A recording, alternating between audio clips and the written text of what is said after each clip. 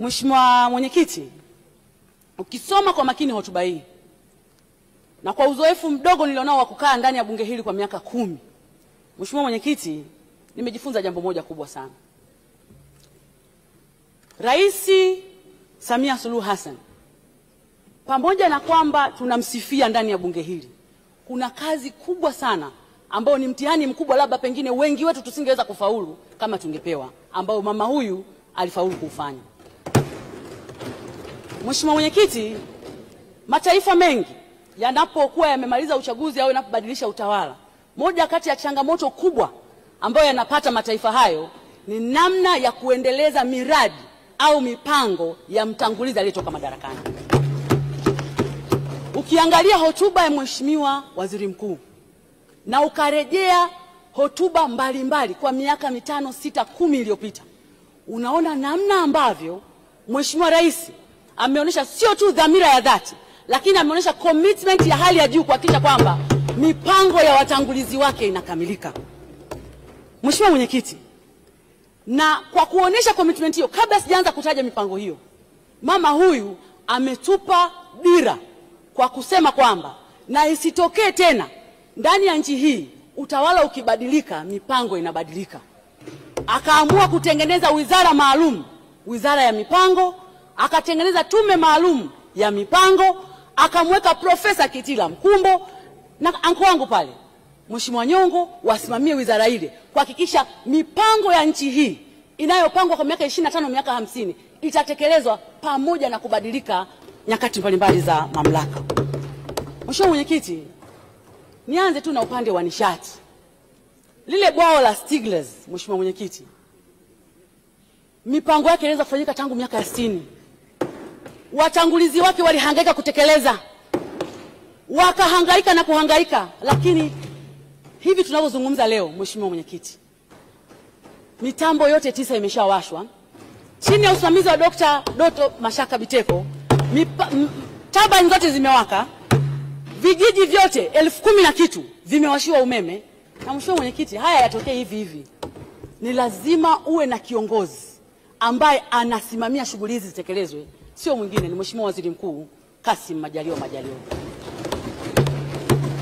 Mambo haya hayatokei kama muujiza. Mheshimiwa Mwenyekiti, ukienda Wizara ya Kilimo, Mheshimiwa Mwenyekiti, tulikuwa mbungeni tunaongelea bajeti ya bilioni 200. Leo tunaongelea 1.3 trillion. Kaka yangu Bashe anasimamia, Waziri Mkuu anakimbizana nao kila siku, anaangalia namna ambavyo miradi inatekelezwa.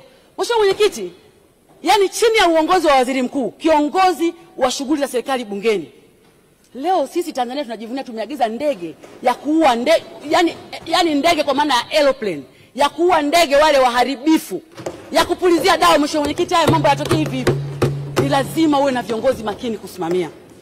Mheshimiwa Mwenyekiti, nimesoma hotuba ya Waziri Mkuu hapa, ukurasa wa 60 ngapi, anasema kwenye Wizara ya Maji ndani ya mwaka mmoja visima 925, wastani kila jimbo moja la uchaguzi limepata visima 5 ndani ya mwaka mmoja vya maji.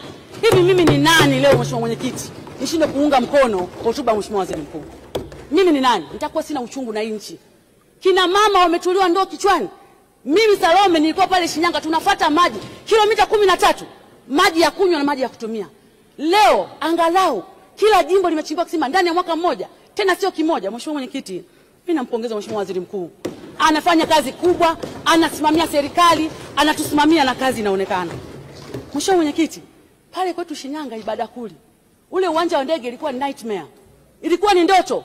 Kamati ya bunge imeenda kukagua juzi, Mheshimiwa Mwenyekiti, uwanja unakaribia kukamilika, ndege zitatua pale. Mheshimiwa Mwenyekiti, serikali inafanya kazi. Leo Mheshimiwa Mwenyekiti, yani unatenganishaje maendeleo haya?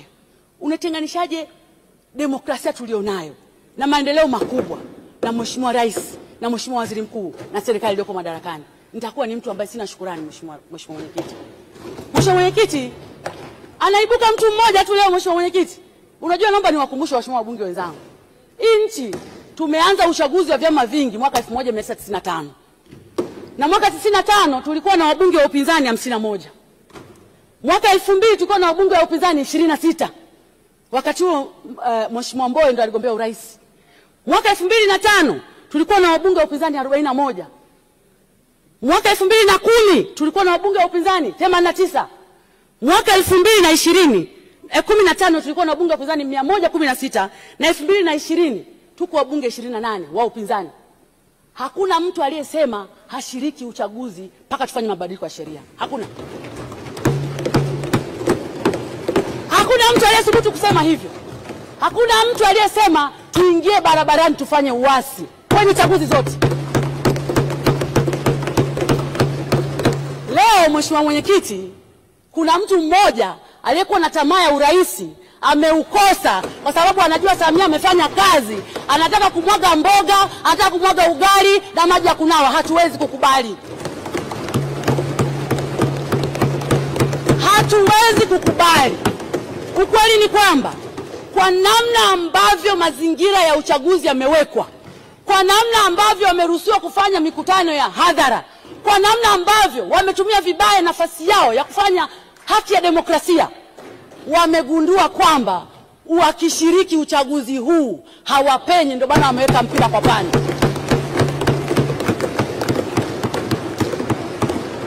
Mheshimiwa Mwenyekiti, miaka yote, awamu zote 6 ambazo tumeshiriki uchaguzi kwenye nchi, awamu zote CCM ni ile ile, katiba ya nchi ni ile ile, tume ya uchaguzi imeboreshwa mwaka jana, wanaweka mpira kwa pani. Hii haikubaliki. Nataka niseme, unaweza kusema yote kwenye nchi, lakini mimi Salome Makamba ni Msukuma wa Shinyanga, sina pa kwenda. Pasipoti nimepewa na bunge ya kusafiria kwenda nje ya nchi, sina pa kwenda. Mama yangu, familia yangu haina pa kwenda. Hatuwezi kuhamasisha uasi kwenye nchi hii.